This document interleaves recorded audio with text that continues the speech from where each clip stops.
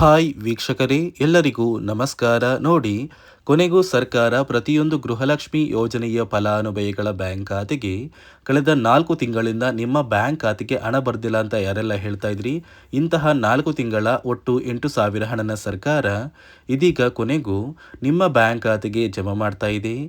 March 26 ಅಂದರೆ ನಾಳೆ ಗುರುವಾರದಿಂದ ಕರ್ನಾಟಕದ 24 ಜಿಲ್ಲೆಗಳ ಪ್ರತಿ ಫಲಾನುಭವಿಗಳಿಗೆ ಬಾಕಿ ಇರುವ 4 ತಿಂಗಳ ಗೃಹಲಕ್ಷ್ಮಿ ಹಣ ಜಮಾ ಆಗ್ತಾ ಇದೆ. ನೀವು ಈ ಒಂದು ಹಣನ ಪಡಿಬೇಕು ಅಂದರೆ ಗೃಹಲಕ್ಷ್ಮಿ ಯೋಜನೆಗೆ ಮರು ಅರ್ಜಿನ ಹಾಕೋದು ಕಡ್ಡಾಯವಾಗಿದೆ.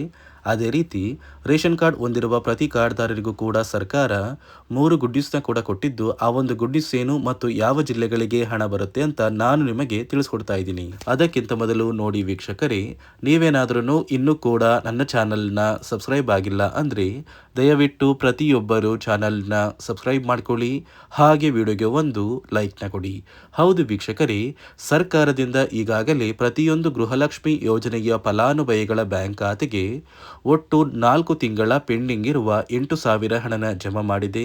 ಯಾಕಂದರೆ ಫಲಾನುಭವಿಗಳಿಗೆ 8,000 ಹಣ ಬಂದಿರುವ ಒಂದು ಬ್ಯಾಂಕ್ ಸ್ಟೇಟ್ಮೆಂಟ್ ಕೂಡ ಆಗ್ತಾ ಇದ್ದೀನಿ. ನೀವು ಇವಾಗ ಸ್ಕ್ರೀನಲ್ಲಿ ಕೂಡ ನೋಡ್ಬೋದು, ಫಲಾನುಭವಿಗಳಿಗೆ 8,000 ಹಣ ಬಂದಿದೆ.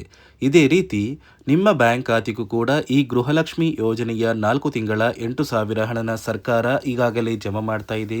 ಮಾರ್ಚ್ 26 ಗುರುವಾರದಿಂದ ಕರ್ನಾಟಕದ 24 ಜಿಲ್ಲೆಗಳಿಗೆ ಹಣ ಜಮಾ ಆಗ್ತಾ ಇದ್ದು, ಯಾವ ಜಿಲ್ಲೆಗಳಿಗೆ ಹಣ ಬರ್ತಾ ಇದೆ ಅಂದರೆ ಮೊದಲಿಗೆ ಬಾಗಲಕೋಟೆ, ಬೆಂಗಳೂರು ನಗರ, ಬೆಂಗಳೂರು ಗ್ರಾಮಾಂತರ, ಬೆಳಗಾವಿ, ಬಳ್ಳಾರಿ, ಬೀದರ್, ವಿಜಯನಗರ, ಚಾಮರಾಜನಗರ, ಚಿಕ್ಕಬಳ್ಳಾಪುರ, ಚಿಕ್ಕಮಗಳೂರು, ಚಿತ್ರದುರ್ಗ, ದಕ್ಷಿಣ ಕನ್ನಡ, ದಾವಣಗೆರೆ, ಧಾರವಾಡ, ಗದಗ, ಕಲಬುರಗಿ, ಹಾಸನ, ಹಾವೇರಿ, ಕೊಡಗು, ಕೋಲಾರ, ಕೊಪ್ಪಳ, ಮಂಡ್ಯ, ಮೈಸೂರು, ರಾಯಚೂರು, ರಾಮನಗರ, ಶಿವಮೊಗ್ಗ, ತುಮಕೂರು, ಉಡುಪಿ, ಉತ್ತರ ಕನ್ನಡ ಮತ್ತು ಯಾದಗಿರಿ ಈ ಜಿಲ್ಲೆಗಳ ಪ್ರತಿ ಫಲಾನುಭವಿಗಳಿಗೆ ಸರ್ಕಾರ ಈ ಬಾರಿ 4 ತಿಂಗಳ ಪೆಂಡಿಂಗ್ ಇರುವ 8,000 ಗೃಹಲಕ್ಷ್ಮಿ ಹಣನ ಜಮಾ ಮಾಡ್ತಾ ಇದೆ. ಆದರೆ ಸುಮಾರು 2 ಲಕ್ಷದ ಅಧಿಕ ಫಲಾನುಭವಿಗಳ ಬ್ಯಾಂಕ್ ಖಾತೆಗೆ ಈ ಬಾರಿ ಗೃಹಲಕ್ಷ್ಮಿ ಹಣನ ಸರ್ಕಾರ ಕ್ಯಾನ್ಸಲ್ ಮಾಡಿದ್ದು, ಕೆಲವು ನಿಯಮಗಳನ್ನ ಸರ್ಕಾರ ಜಾರಿಗೆ ತಂದಿದೆ ಮತ್ತು ಗೃಹಲಕ್ಷ್ಮಿ ಯೋಜನೆಗೆ ನೀವು ಪ್ರತಿ ವರ್ಷವೂ ಕೂಡ ಮರು ಅರ್ಜಿನ ಹಾಕೋದು ಕಡ್ಡಾಯ ಅಂತ ಕೂಡ ಆದೇಶ ಕೊಟ್ಟಿದೆ. ಯಾಕಂದ್ರೆ ಈಗಾಗಲೇ ಸಾಕಷ್ಟು ಗೃಹಲಕ್ಷ್ಮಿ ಯೋಜನೆಯ ಫಲಾನುಭವಿಗಳು ಮರಣ ಹೊಂದಿದ್ದು, ಅವರ ಬ್ಯಾಂಕ್ ಖಾತೆಗೂ ಕೂಡ ಗೃಹಲಕ್ಷ್ಮಿ ಯೋಜನೆಯ ಹಣ ಪ್ರತಿ ತಿಂಗಳು ಜಮಾ ಆಗ್ತಾ ಇದೆ. ಇದೇ ಕಾರಣಕ್ಕೆ ಸರ್ಕಾರದಿಂದ ಪ್ರತಿಯೊಂದು ಮನೆಗೂ ಕೂಡ ಕೆಲವು ಅಧಿಕಾರಿಗಳನ್ನ ನೇಮಕ ಮಾಡಿ ಕಳಿಸ್ತಾರೆ. ಅಂದ್ರೆ ನಿಮ್ಮ ಊರಿಗೆ ಸರ್ಕಾರದಿಂದ ನೇಮಕಗೊಂಡ ಅಧಿಕಾರಿಗಳು ಬರ್ತಾರೆ. ಆ ಒಂದು ಅಧಿಕಾರಿಗಳು ಪ್ರತಿ ಮನೆಯ ಫಲಾನುಭವಿಗಳ ಒಂದು ಲಿಸ್ಟನ್ನ ಒಂದು ಪುಸ್ತಕದಲ್ಲಿ ಎಂಟ್ರಿ ಮಾಡ್ಕೊಂಡು ಹೋಗ್ತಾರೆ.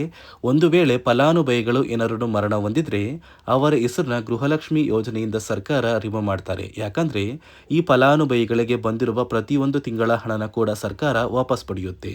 ಅದೇ ಒಂದು ಕಾರಣಕ್ಕೆ ಒಂದು ವೇಳೆ ಮರಣ ಹೊಂದಿರುವ ಫಲಾನುಭವಿಗಳ ಹಣನ ನೀವೇನಾದ್ರೂ ವಿತ್ಡ್ರಾ ಮಾಡಿದ್ರೆ ಯಾವುದೇ ಕಾರಣಕ್ಕೂ ಆ ಒಂದು ಹಣನ ನೀವು ಯೂಸ್ ಮಾಡಬಾರ್ದು. ಯಾಕಂದ್ರೆ ಆ ಒಂದು ಹಣನ ಏನಾದ್ರೂ ಯೂಸ್ ಮಾಡಿರೋದು ಸರ್ಕಾರಕ್ಕೆ ತಿಳಿದು ಬಂದ್ರೆ ನಿಮ್ಮ ಒಂದು ರೇಷನ್ ಕಾರ್ಡ್ ಕೂಡ ಕ್ಯಾನ್ಸಲ್ ಆಗುತ್ತೆ.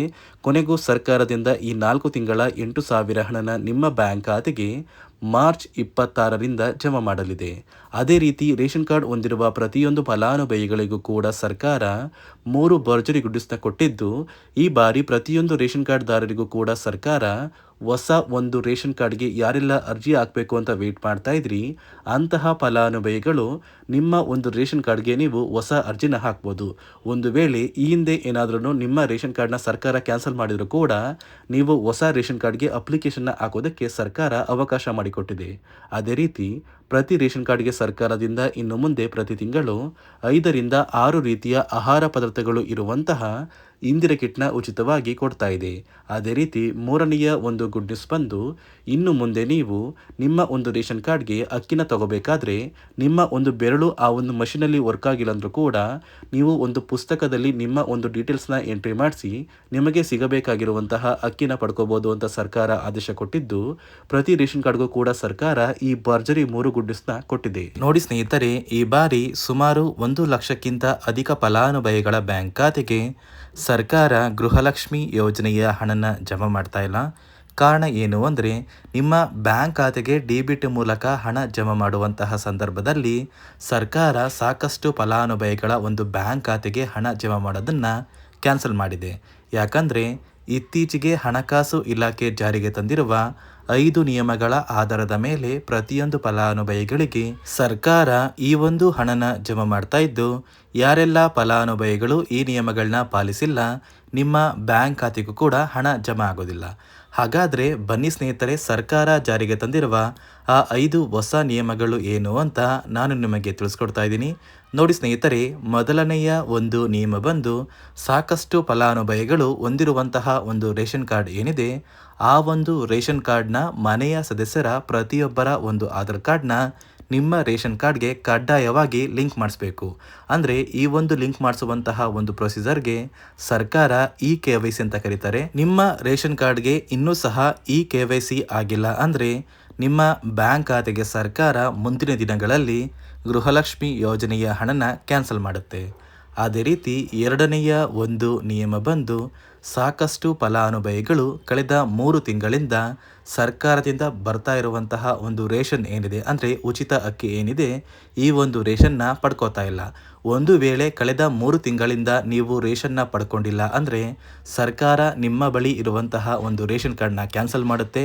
ನಿಮ್ಮ ರೇಷನ್ ಕಾರ್ಡ್ನ ಸರ್ಕಾರ ಕ್ಯಾನ್ಸಲ್ ಮಾಡಿದರೆ ನಿಮ್ಮ ಬ್ಯಾಂಕ್ ಖಾತೆಗೆ ಗೃಹಲಕ್ಷ್ಮಿ ಯೋಜನೆಯ ಹಣ ಇರ್ಬೋದು ಮತ್ತು ಸರ್ಕಾರದಿಂದ ಬರುವಂತಹ ಒಂದು ಸೌಲಭ್ಯಗಳನ್ನ ನೀವು ಕಳ್ಕೋಬೇಕಾಗುತ್ತೆ. ಅದೇ ರೀತಿ ಮೂರನೆಯ ಒಂದು ನಿಯಮ ಬಂದು, ನೋಡಿ ಸ್ನೇಹಿತರೆ, ನಿಮ್ಮ ಬಳಿ ಇರುವಂತಹ ಒಂದು ಆಧಾರ್ ಕಾರ್ಡ್ ಏನಿದೆ, ಆ ಒಂದು ಆಧಾರ್ ಕಾರ್ಡ್ನ ಕಳೆದ 15 ವರ್ಷಗಳಲ್ಲಿ ನೀವು ಯಾವುದೇ ರೀತಿಯ ಒಂದು ತಿದ್ದುಪಡಿನ ಮಾಡಿಸಿಲ್ಲ ಅಂದರೆ ನಿಮ್ಮ ಬ್ಯಾಂಕ್ ಖಾತೆಗೆ ಸರ್ಕಾರ ಗೃಹಲಕ್ಷ್ಮಿ ಯೋಜನೆಯ ಹಣನ ಕ್ಯಾನ್ಸಲ್ ಮಾಡುತ್ತೆ. ಯಾಕಂದರೆ ಸರ್ಕಾರದಿಂದ ಬಂದಿರುವಂತಹ ಒಂದು ಆದೇಶದ ಪ್ರಕಾರ ಪ್ರತಿಯೊಂದು ಫಲಾನುಭವಿಗಳು ಕಳೆದ 15 ವರ್ಷಗಳಲ್ಲಿ ಯಾವುದೇ ರೀತಿಯ ಒಂದು ತಿದ್ದುಪಡಿನ ನಿಮ್ಮ ಆಧಾರ್ ಕಾರ್ಡ್ಗೆ ನೀವು ಮಾಡಿಸಿಲ್ಲ ಅಂದರೆ ಕಡ್ಡಾಯವಾಗಿ ಆದಷ್ಟು ಬೇಗ ನಿಮ್ಮ ಆಧಾರ್ ಕಾರ್ಡ್ಗೆ ತಿದ್ದುಪಡಿನ ಮಾಡಿಸಿ. ಅದೇ ರೀತಿ ನಾಲ್ಕನೆಯ ಒಂದು ನಿಯಮ ಬಂದು, ನಿಮ್ಮ ಕುಟುಂಬದ ಒಂದು ವಾರ್ಷಿಕ ಆದಾಯ 7 ಲಕ್ಷಕ್ಕಿಂತ ಕಡಿಮೆ ಇರಬೇಕು.